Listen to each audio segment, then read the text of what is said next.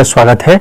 जैसा कि आपको पता है, this is the official website of central university Gujarat. इसको शॉर्ट में CUG बोला जाता है और इसकी जो लोकेशन है वो अभी वर्तमान समय में गुजरात की राजधानी गांधीनगर सेक्टर 29 और 30 में, दोनों के बीच की डिस्टेंस 1 किलोमीटर है, वहाँ पे यह है। पिछले साल मैं जब काउंसलिंग किया था तो यहाँ मेरा नाम शॉर्ट लिस्ट हुआ भी था। मैं इन पॉलिटिकल साइंस के लिए मैं वहाँ गया भी था और जब मेरा BHU में हो गया तो मैं वहाँ से वापस आ गया। BHU में प्रक्रिया खत्म होने के बाद मैं यहाँ से एडमिशन अपना कैंसिल कर लिया था और मेरा जितना पेमेंट मैंने किया था 4900 रुपया, वो पूरा पेमेंट वापस आ गया था विदिन 2 मंथ, मतलब 2 महीने लगे थे लगभग। तो मैं आपको ये बताना चाहूँगा कि यहाँ पे कोई रुपया कटा नहीं था और मैंने जो कैंसिल किया था अपना वो लगभग एक महीना 15 दिन आप ऐसे मान सकते हैं, एग्जैक्टली मुझे याद नहीं है, पर अब 1 महीना प्लस समय बीतने के बाद मैंने कैंसिल किया था और 100% पैसे रिफंड आ गए थे। 4900 मैंने दिया था, 4900 वापस आ गए थे और मैं वहाँ गया था तो मैं वहाँ 10 दिन रहा भी था, हॉस्टल में भी रहा था। वो बहुत अच्छे हैं। आप तो जो आप यहाँ देखेंगे, अभी कुछ हम लोग इंपॉर्टेंट बात करेंगे पर आपको मैं यहाँ बता देता हूँ। अब देखिए यहाँ पे ये जो फी देखेंगे ना, PG एडमिशन 2024 फीस, इसको आप देखेंगे तो यहाँ पे कहीं हॉस्टल की चर्चा नहीं है, क्योंकि यूनिवर्सिटी के पास कैंपस के अंदर कोई हॉस्टल नहीं है। लेकिन जब आप वहाँ जाते हैं, जिस दिन जाते हैं वहीं पे उसी दिन वो लोग हॉस्टल दे देते हैं, इतने अच्छे हैं। और बस आती जाती रहती हैं, 3 बसें हैं, वो पिक करती है, ड्रॉप करती है, वो समय पे आपको होती है। और उसके बाद कैंटीन है, दोनों सेक्टर में है, आप खाना खा सकते हैं सुबह और इवनिंग का भी, अब नाइट का जो खाना होगा, ब्रेकफास्ट और उसके बाद लंच डिनर जो भी है, आप सब कुछ कर सकते हैं। 50 रुपया करीब लेते हैं, मतलब हम लोग जब थे तो 50 लेते थे, अभी में भी बढ़ाएं कहीं। तो जब आप जाएं तो इतना पेमेंट लगेगा और आप खा पी सकते हैं। और आपको वहाँ हॉस्टल जिस दिन आप जाते हैं उस दिन आप ऑफिस में मिलते हैं तो वो लोग अलॉट कर देते हैं कि हाँ आप इतना दूर से आए हैं, कहाँ रहेंगे, तो आपको दे देते हैं। उन्हें बहुत आपको वहाँ सम्मान मिलता है, ये बात तो है।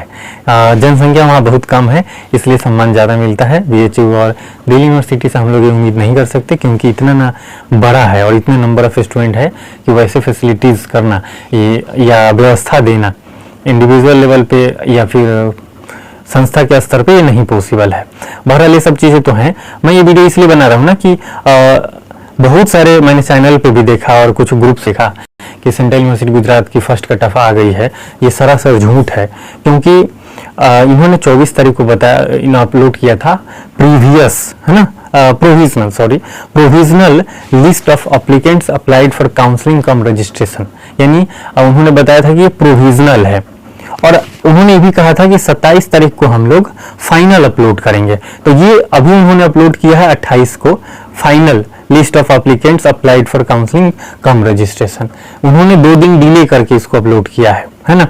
तो ये फाइनल लिस्ट है और इसमें वो सारे स्टूडेंटों का नाम है जिन्होंने यहाँ काउंसलिंग किया है इस पोर्टल पे। फिर बात आती है कि वो प्रीवियस और फाइनल, प्रीवियस बार बार क्यों कहा जा रहा है, मतलब प्रोविजनल और ये फाइनल एप्लीकेंट्स का नाम आने का क्या मतलब है, क्योंकि वो आ गया था, फिर ये फाइनल है तो लोगों को लगा कि यही कट ऑफ है और कई जगह पे बातें वायरल हो गई। तो अंतर ये है, जब मैं वहाँ हूँ तो गया था मैं वहाँ पे, तो पर्सनली हमारी बात भी होती है, खास करके स्मृति सर से, वहाँ असिस्टेंट प्रोफेसर हैं, वो हम लोग को उस समय पढ़ाते थे, पॉलिटिकल थियरी पढ़ा रहे थे। तो मैं आपको बताऊं कि उनसे जब बात हुई तो उन्होंने बताया था कि जो 24 को अपलोड हुआ था वो प्रोविजनल था। उसमें अगर किसी स्टूडेंट का कुछ गलती हो गया था, मान लो स्कोर कार्ड में अगर उसने कुछ गलत अपलोड कर दिया उसने डिटेल, या फिर कुछ उससे और भी बेसिक चीज़ें थी उसको गलत, या फिर उस स्टूडेंट का नाम ही नहीं आया है, यूनिवर्सिटी की तरफ से गलती हो गई है, तो इसके लिए उन्होंने नीचे मेल ID दिया था कि आप इस पर मेल कर सकते हैं, कोई भी दिक्कत है तो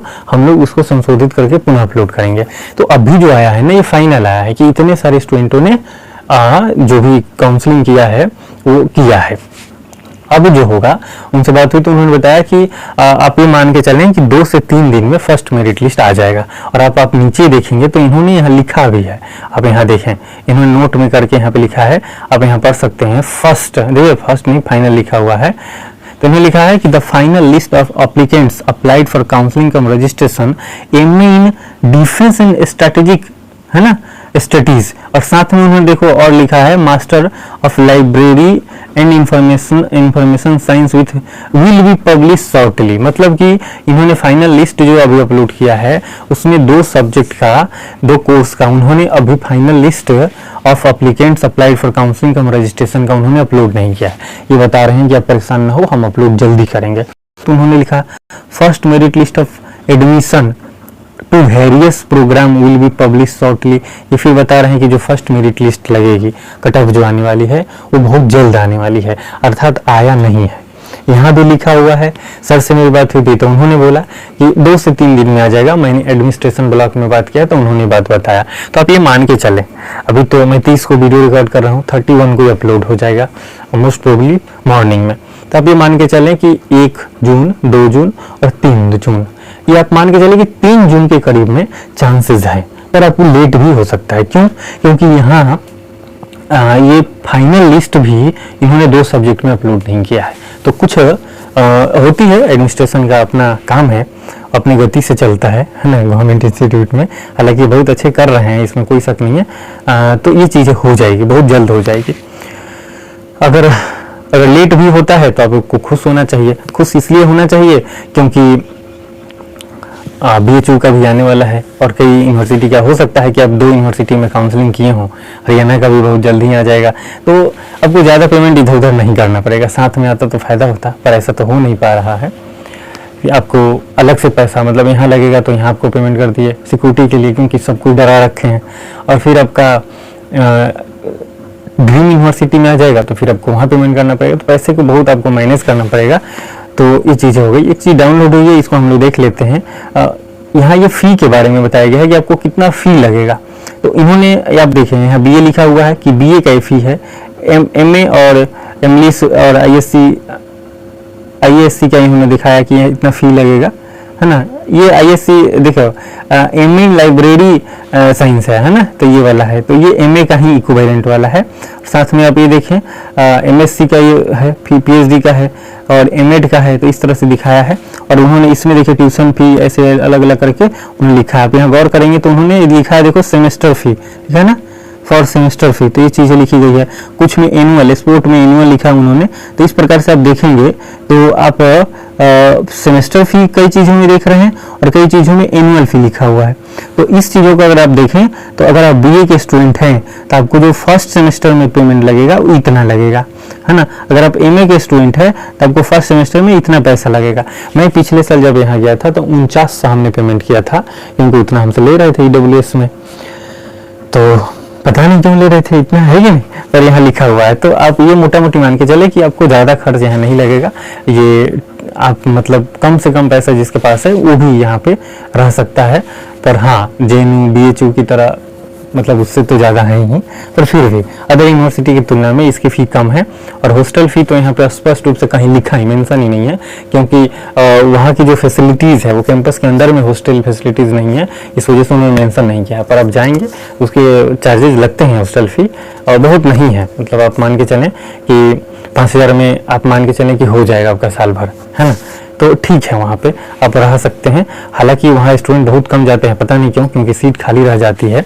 आप यहाँ इंटेक अगर देखेंगे तो आपको पता चलेगा, यहाँ में देखो इंटेक लिखा हुआ है, मतलब सीट कितने हैं वहाँ पे।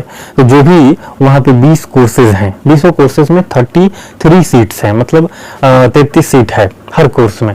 और मैं आपको बताऊँ कि वो सीट फुल नहीं होता है।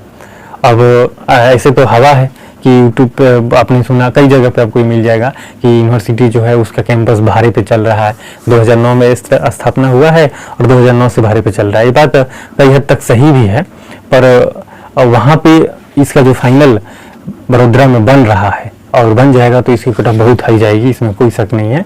और नया इंफ्रास्ट्रक्चर वगैरह सब कुछ मिलेगा, मस्त मिलेगा। पर फिलहाल वही बात को हम भी दोहरा देते हैं कि भाड़े पे ही चल रही है, मतलब उसका कैंपस अभी परमानेंट नहीं है। भाड़े पे करना उतना अच्छा नहीं है, क्योंकि हर चीज़ का तो अपना व्यवस्था होता है, 2009 से वहाँ पे है वो। पर उसकी अभी जो होता है ना एक फाइनल डेस्टिनेशन कि हाँ यहाँ पे यूनिवर्सिटी है, इसका बिल्डिंग है, तो ऐसा नहीं है। अभी वहाँ सेक्टर 29 और 30 में अभी चल रहा है, वो बहुत जल्द बड़ोदरा में शिफ्ट होगा, बड़ोदरा में। तो वहाँ पे जब शिफ्ट हो जाएगा तो चीज़ें बहुत बेहतर हो जाएगी। पिछले साल जब हम लोग गए थे तो वो बता रहे थे कि नेक्स्ट ईयर शिफ्ट हो जाएगा, मोस्ट प्रोबेबली इस साल शिफ्ट हो जाएगा। और इस साल नहीं होगा तो नेक्स्ट ईयर में तो पक्का ही हो जाएगा, क्योंकि वहाँ के मैंने वो जब वहाँ प्रोफेसर जाते हैं देखने के लिए कि कितना काम आगे बढ़ चुका है, तो ग्रुप में फोटो वगैरह आते हैं, तो मैं पर्सनली देखता भी हूँ, ये सब चीज़ें हैं। बाकी आप यहाँ देखें कि जो इसकी इनटेक है वो आप यहाँ कितना किस सब्जेक्ट में सीट है, तो 33 आपको दिख रहा है, और ये 20 कोर्स टोटल आपको यहाँ दिख जाएंगे, और 660 स्टूडेंट MA लेवल पे यहाँ पे होते हैं, यानी जनसंख्या है वो बहुत कम है, अब ये मान के चलें। बाकी व्यवस्था आप वहाँ जाएंगे, क्लासेस अच्छी चलती हैं, इंफ्रास्ट्रक्चर ये जो अभी फिलहाल की जो कैंपस है बहुत छोटा है, और ये सब कुछ ठीक है, मतलब साउथ बिहार में ना जाके आप वहाँ जाएं तो बेटर है, इसमें कोई शक नहीं है।